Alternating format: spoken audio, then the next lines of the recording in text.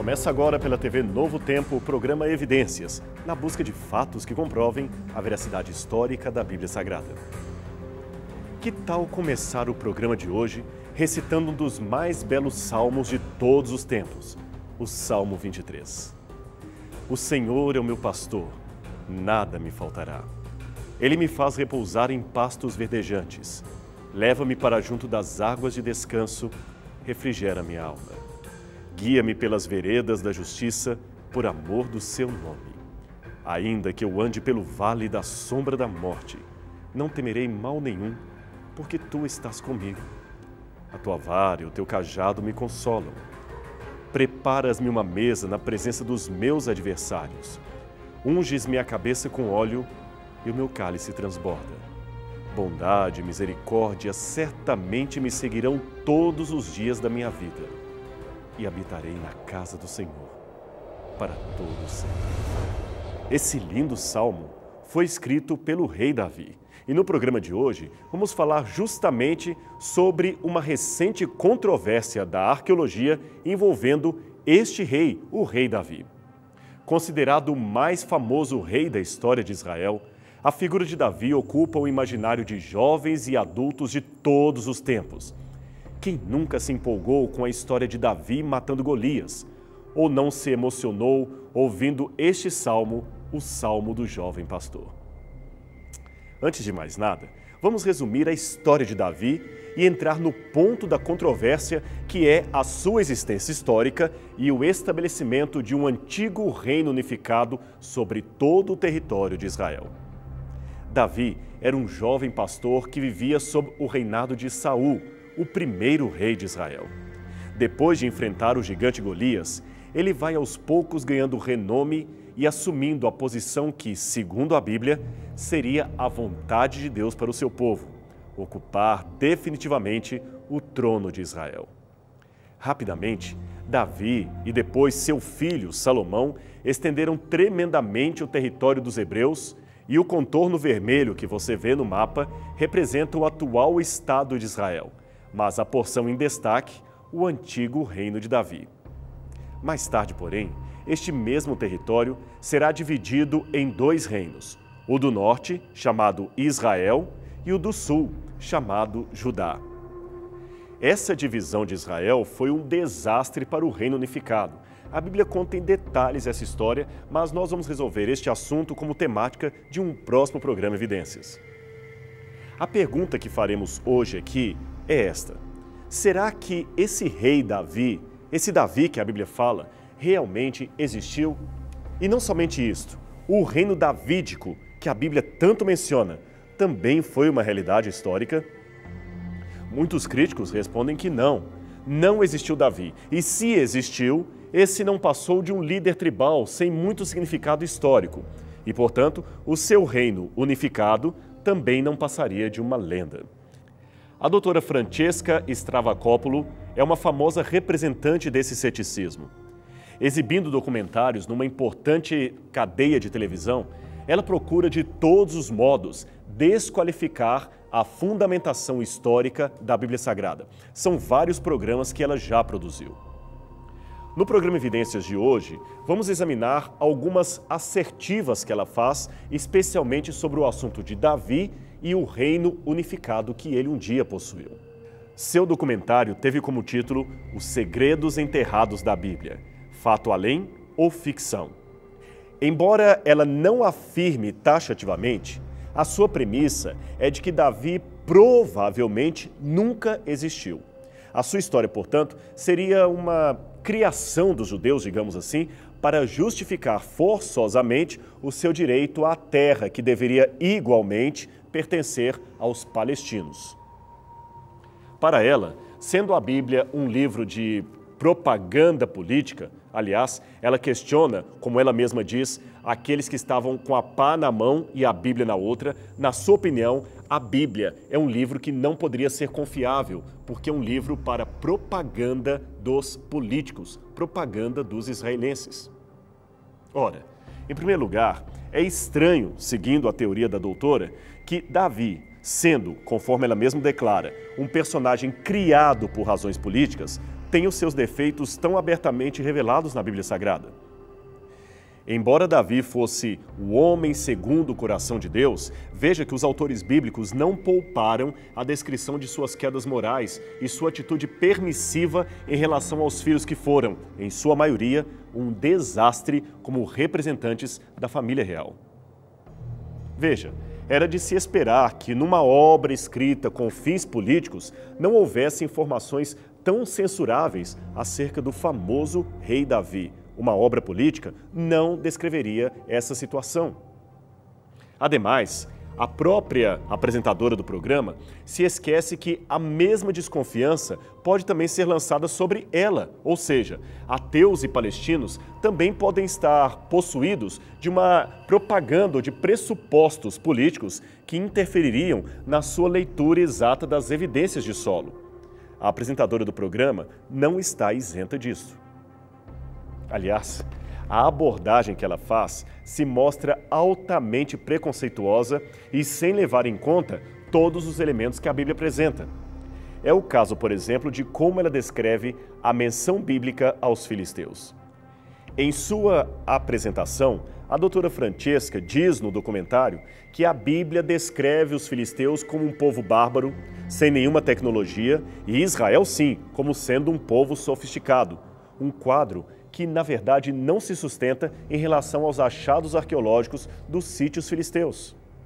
Porém, essa afirmação não procede e me admira que um erro dessa natureza seja cometido por alguém que, como a doutora Francesca, é especialista em história bíblica. Em várias situações, em várias passagens, a Sagrada Escritura é muito clara e honesta em descrever os filisteus não como um povo bárbaro, mas como um povo com mais tecnologia que Israel. Veja o que está escrito em 1 Samuel, capítulo 13, versos 19 a 21. Ora, em toda a terra de Israel não se achava um só ferreiro, porque os filisteus tinham dito, não façam os hebreus para si nem espada nem lança. Pelo que todos os israelitas tinham que descer aos filisteus para afiar cada um a sua relha, e a sua enxada, e o seu machado, e o seu sacho. Tinham, porém, limas para os sachos, para as enxadas, para as forquilhas e para os machados e para consertar as aguilhadas. Ainda segundo a descrição bíblica, o território dos filisteus era demarcado por cidades altamente sofisticadas. Eles dominavam a arte do ferro, os hebreus não, tinham melhor treinamento e melhores armas. É isto que a Bíblia apresenta e é exatamente isso que a arqueologia confirma. Em momento algum da Bíblia é dito que eles eram um povo bárbaro, atrasado e que os hebreus eram mais tecnologicamente avançados que eles. Isto não está na Bíblia Sagrada. O que não significa, é claro, que os filisteus eram bonzinhos, como supõem os críticos da Bíblia Sagrada. Veja, eles não ocuparam todo o país, mas posicionaram-se em pontos estratégicos, cortando as comunicações entre vários assentamentos israelitas. Além disto, proibiram o trabalho de metal em todo o território de Israel, o que equivaleria a um desarmamento geral do povo e a sua conseguinte dependência da matéria-prima e da mão de obra filisteia, até mesmo para trabalhos rudimentares como a fabricação e manutenção de ferramentas agrícolas. Isso sem contar os grupos de filisteus que frequentemente invadiam e saqueavam a agricultura de pequenos fazendeiros de Israel. Não é por menos que até fontes extra-bíblicas, como por exemplo fontes egípcias, apresentam os filisteus como sendo um grupo problemático de saqueadores que haviam chegado do mar Mediterrâneo. Agora, indo direto à existência de Davi, de fato, até 1993 não havia nenhuma prova confirmativa ou uma evidência comprobatória da sua existência no período bíblico. Não havia nada contemporâneo ao tempo de Davi que justificasse a sua existência histórica. Mas, em julho daquele mesmo ano, uma equipe liderada pelo professor Avram Viram estava escavando este sítio em Tel Dan, norte de Israel, quando encontraram este pedaço de pedra basáltica contendo o nome Davi. Melhor ainda, o texto trazia a expressão Beit David, que seria casa de Davi em aramaico. Esta é uma expressão recorrente várias vezes na Bíblia Sagrada para referir-se não apenas a Davi, mas principalmente à sua dinastia no trono de Jerusalém. A inscrição, identificada como parte de um pilar comemorativo do rei da Síria, foi seguramente datada entre os séculos 11 e 8 a.C. E ela foi um golpe no ceticismo daqueles que consideravam Davi um mito.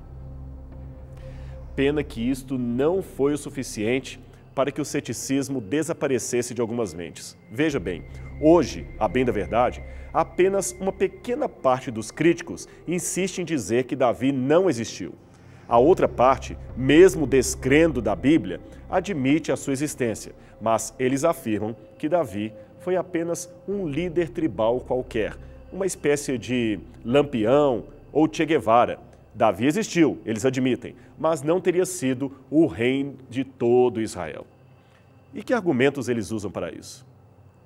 Bem, o principal é o argumento do silêncio.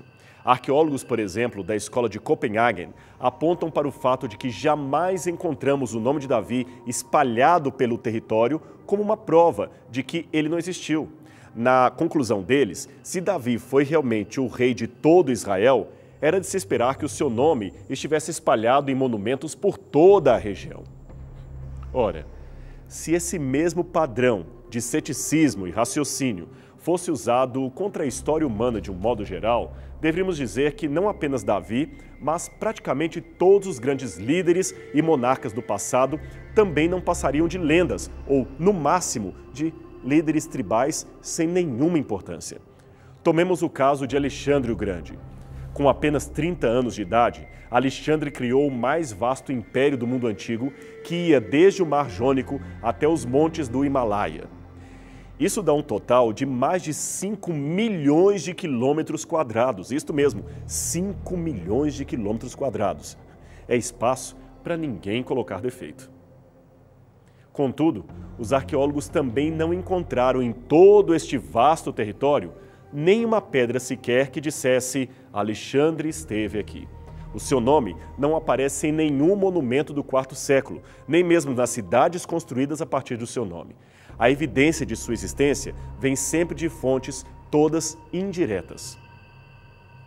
E o exemplo que demos, usando Alexandre, pode também ser usado para outros grandes conquistadores do passado, cuja existência praticamente ninguém hoje coloca em dúvida.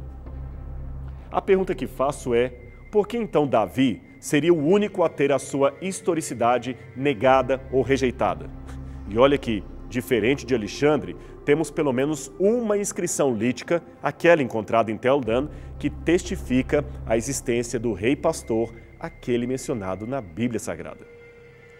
Uma outra evidência a favor de Davi e seu reino unificado vem do Dr. Avi Ofer. Esse arqueólogo israelense conduziu uma exaustiva pesquisa nas colinas da Judeia e verificou um tremendo crescimento populacional na região. Ele percebeu que entre os séculos 11 e 10 a.C., o mesmo período de Davi, a população de Judá praticamente dobrou de tamanho se comparada ao período precedente. Isto significa que ali passou a existir um centro de poder regional, ou seja, uma capital, Jerusalém, a antiga cidade dos jebuseus que Davi conquistou e anexou ao seu reino. Mas aqui temos um problema que poderá em breve ser resolvido. Esse problema é o seguinte: considerando que Jerusalém seria a capital do reino unificado de Davi, conforme a narrativa bíblica, era de se esperar que houvesse ali em Jerusalém um enorme palácio, coisa que aparentemente não há. Mas veja, aparentemente, porque em 2012, a doutora Eilat Mazar, eminente arqueóloga israelense com larga experiência em escavações, descobriu os restos de um edifício na colina de Ofel, em Jerusalém. Ela acredita que essa enorme estrutura de pedras seria o remanescente do palácio de Davi. E há muitos indícios que realmente apontam nesta direção. Os críticos, é claro, mais uma vez negam que aquele palácio tenha pertencido a Davi. Na verdade, no início, até negavam que poderia ser um palácio. Hoje, admitem que foi um palácio, mas que não teria pertencido a Davi. Ora, o achado de um edifício tão grande em Jerusalém abala profundamente a hipótese de que ali jamais poderia ter sido a capital de um reino unificado. E o edifício, diga-se de passagem, foi construído no período do ferro, mais ou menos entre o ano 1000 e o ano 900 a.C., que novamente é o período do reinado de Davi. Ah, e tem mais. As evidências não param por aí. Preste atenção nisto. De acordo com a Bíblia, o rei Salomão fortificou 3 cidades do seu reino. As cidades eram Gezer, Megido e Hatzor. Essas 3 cidades estavam localizadas em pontos estratégicos para a defesa do reino. Você viu no mapa. Olha, elas situavam-se no meio do caminho que ligava o Egito à Mesopotâmia, um caminho por onde, eventualmente, um exército passaria se um reino quisesse atingir o outro. Em 1958, o eminente arqueólogo israelense Yigael Liadin publicou um trabalho em que comparava as portas sextuplas de Hatzor, Megido e Gezer. Note como elas se assemelhavam. Liadin concluiu o óbvio, que aquelas portas eram todas edificação de um mesmo monarca. Afinal de contas, elas seguiam o mesmo padrão arquitetônico e todas datavam do período de Salomão. Logo, eram um indício de que o rei mencionado na Bíblia, de fato, as havia construído, conforme lemos em várias passagens do livro de 1 Reis. Mais recentemente, outro arqueólogo israelense, Israel Finkelstein, que também nega a historicidade bíblica, mesmo admitindo as semelhanças das edificações, negou que elas seriam obra do rei Salomão. Ora, a estratégia de Finkelstein é muito curiosa. Novamente, ele parte do argumento do silêncio, acreditando que a ausência de evidência é evidência de alguma coisa. Veja, ele tenta invalidar a datação proposta por Liadin, afirmando que aquelas cidades podem até ser iguais, mas que elas teriam sido construídas 100 anos depois da morte de Salomão. Tudo para impedir a conclusão óbvia de que Salomão poderia ter sido o seu construtor. Embora o Dr. Finkelstein seja figura marcada em muitas revistas críticas que escrevem artigos contrários à historicidade da Bíblia, o que poucos sabem ou revelam é que a cronologia que ele defende é questionada por outros sérios arqueólogos israelenses. É o caso de um do qual eu tive o privilégio de ser aluno, o Dr. Yosef Garfinkel, que trabalhou em campos como Shahar Golan e no sítio de Tel Gezer. Suas recentes escavações em Hirbert Kafaya revelaram novos indícios de que ali, naquele local, estaria o resto de um palácio provavelmente pertencente a Davi, com muitos elementos de conexão em relação a outro palácio encontrado por Mazar em Jerusalém. Juntos, os sítios de Gezer, Hatzor, Megido, Kefaia e Jerusalém, esses juntos indicam a evidência arqueológica de um reino unificado, administrado pelos descendentes de Davi, exatamente conforme a declaração que encontramos na Bíblia Sagrada. E note que tudo isto é inferido de evidências arqueológicas, de cultura material extraída do solo por arqueólogos sérios. Eu insisto nessa questão não para dizer que os arqueólogos que negam a Bíblia não sejam pessoas sérias, não se trata disso. O Dr. Finkelstein é alguém que eu conheci pessoalmente e tem um alto prestígio em Israel.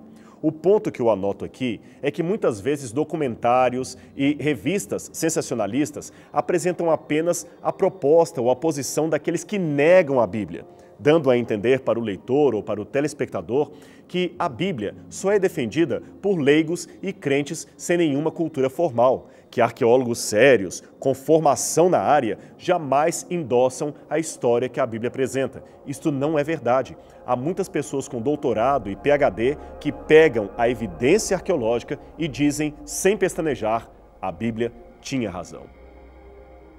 Quanto à polêmica da datação proposta por Finkelstein, que desafiaria a cronologia bíblica, basta dizer que artigos científicos de peso têm questionado a sua teoria, pelo que podemos afirmar que, ainda que se trate de um respeitado acadêmico, eu já disse isso, ele não é uma voz unânime.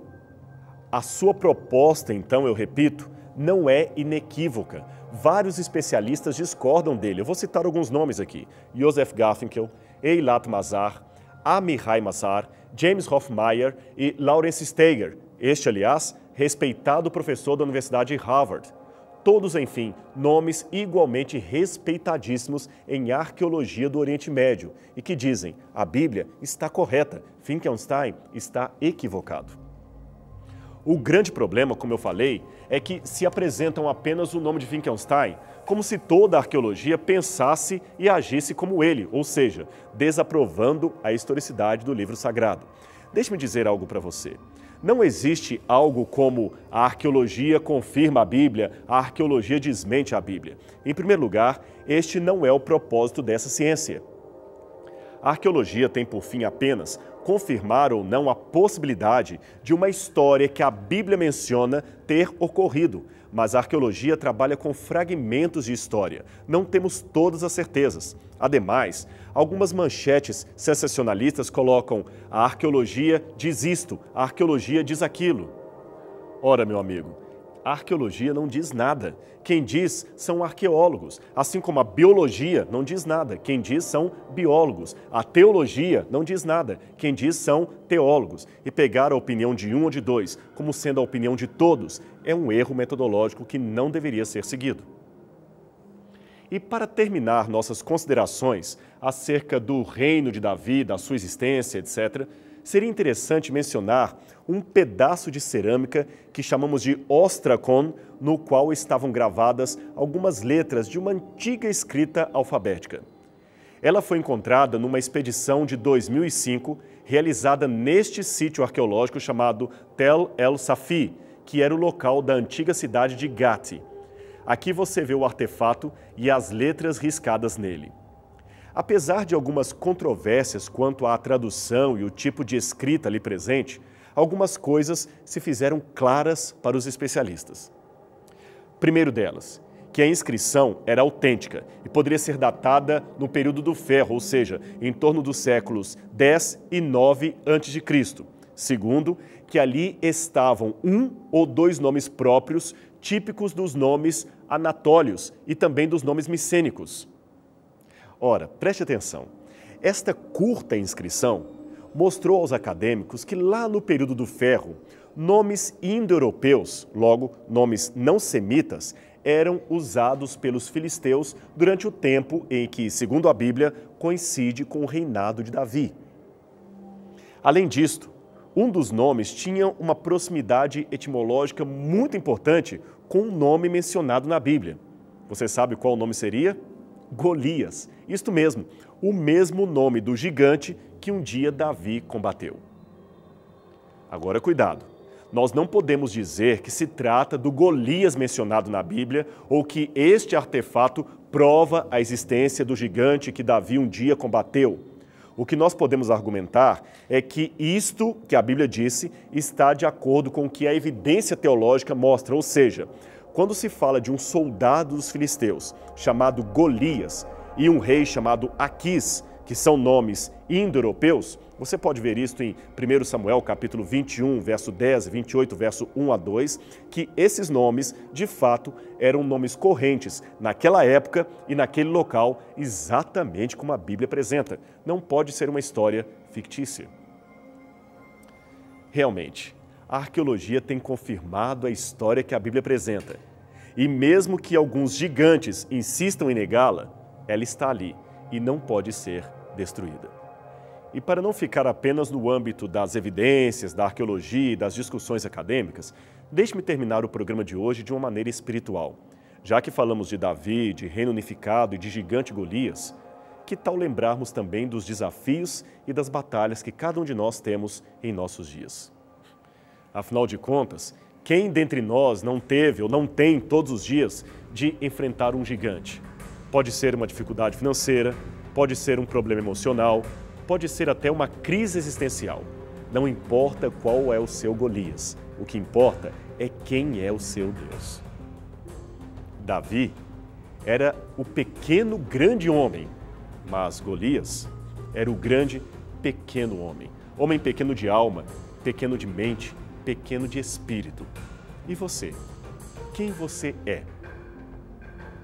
Deixe-me contar uma história para você. Uma vez um garoto estava no seu quarto puxando um armário pesado, ou melhor, tentando puxar o armário pesado, porque um dos seus brinquedos havia caído atrás do armário. O seu pai, de maneira muito irônica, chegou até a porta e ficou de braço cruzado durante algum tempo vendo a cena. O filho se esforçava, o suor escorria pelo rosto e ele não conseguia puxar o armário. Depois de um tempo, o pai ironicamente perguntou: "Meu filho, o que você está fazendo aí?" Ele respondeu: "Pai, eu estou tentando puxar o armário aqui, você não está vendo? Caiu um brinquedo meu lá atrás e eu não estou conseguindo tirá-lo." O pai, então, dando um sorriso, perguntou: "Você já usou toda a força que você tem aí nesse armário?" "É claro que sim", respondeu o menino já até nervoso. "Você não está vendo que eu estou usando toda a força que eu tenho?" "Ah, não está não", respondeu o pai. "Você ainda não me pediu para te ajudar." Percebeu? Percebeu a moral da história? Você, ao enfrentar o gigante Golias da sua vida, está usando toda a força que você tem? Você já pediu ao Pai Celestial para o ajudar? Pense nisso. Porque em muitos momentos da vida, na verdade, em todos eles, você e Cristo serão sempre a maioria. Ou, como disse alguém, a maioria esmagadora por onde quer que for. Não se esqueça disso jamais. E o programa Evidências vai ficando por aqui, mas não perca na semana que vem o nosso próximo encontro para mais um estudo da Palavra de Deus. Até lá!